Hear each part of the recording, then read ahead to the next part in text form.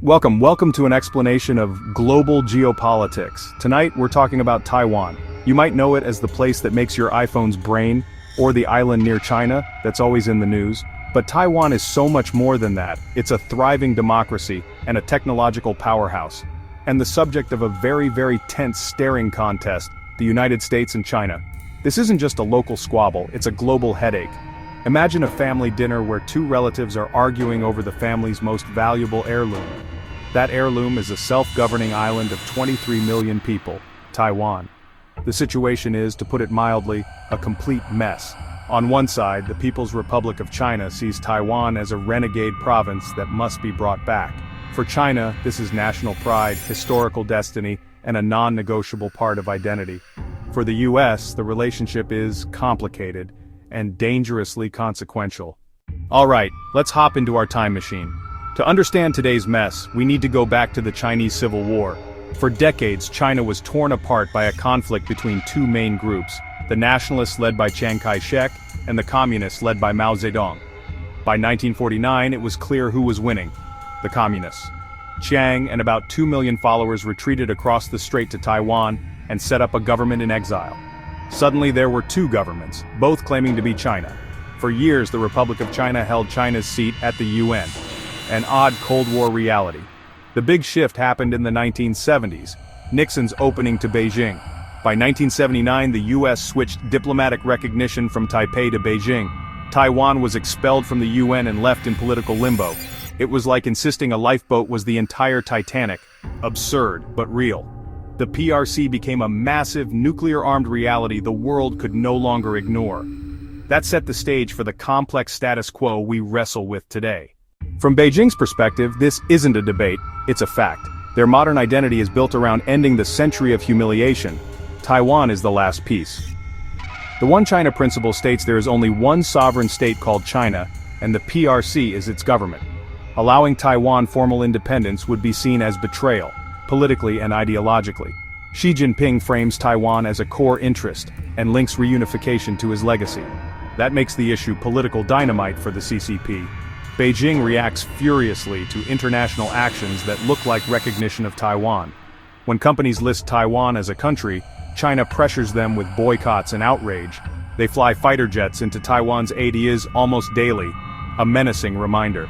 It's the international equivalent of someone repeatedly poking you with a nuclear-capable bomber.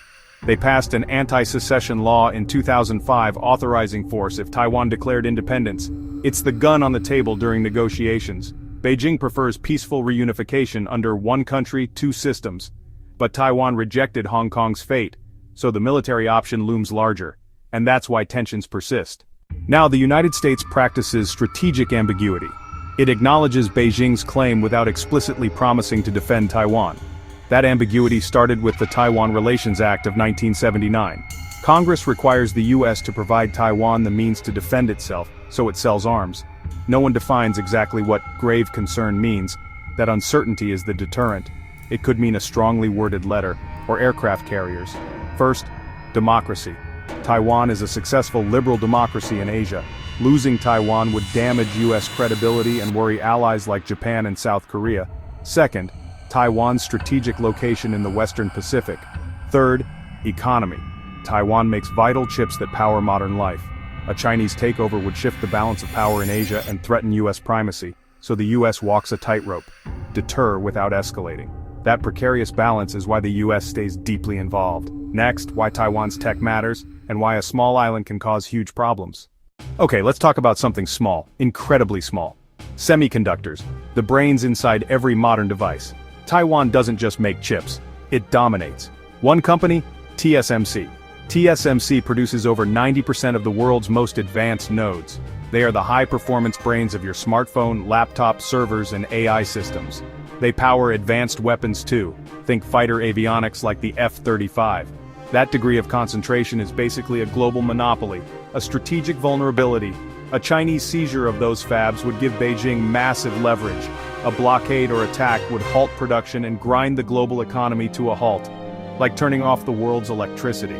That's why governments are funding domestic fabs and the CHIPS Act. Control of semiconductors is a ticket to global technological supremacy. For China, controlling Taiwan's chips would be the ultimate prize. Next, geography. Why location amplifies all these stakes. Beyond politics and chips, geography matters a lot. Taiwan sits in the middle of the first island chain. This chain runs from Japan, through Taiwan, the Philippines, down to Borneo. For decades this chain hemmed in China's navy, limiting access to the Pacific. The US and allies view it as a crucial defensive line. Taiwan is the most important link, the cork in the bottle of Chinese naval power. If taken, the bottle would be uncorked and China could project outward. They would gain deep water ports and air bases across the island. That gives direct access to the Pacific and threatens US bases like Guam and Hawaii. Allies like Japan and the Philippines would become far more vulnerable, which is why the US fights to keep the first island chain intact. Control of Taiwan isn't just symbolic, it unlocks a new range of power projection. That elevates Taiwan from an island to a geostrategic linchpin.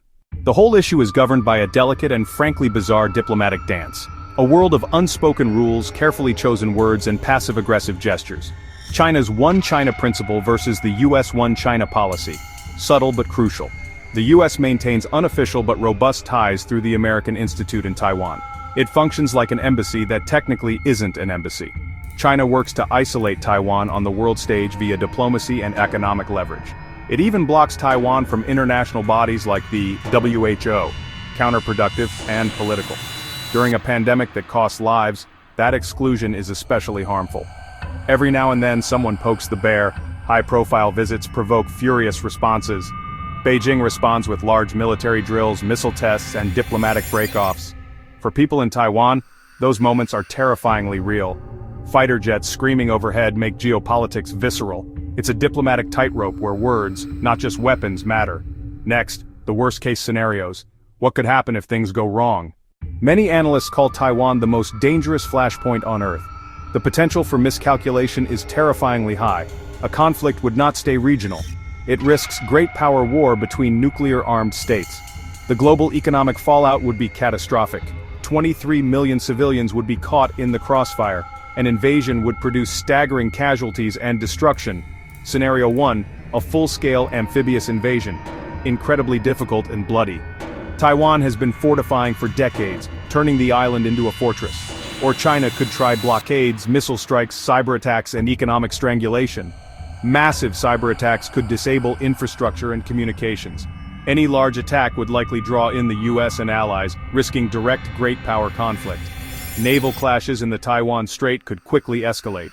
A miscalculation, accident, or political decision could light a fuse with unimaginable consequences. That's why leaders in Beijing and Washington must tread carefully.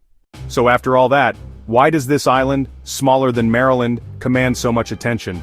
Because Taiwan sits at the intersection of the 21st century's major fault lines, a battle between democracy and autocracy, a struggle for technological supremacy and regional military dominance.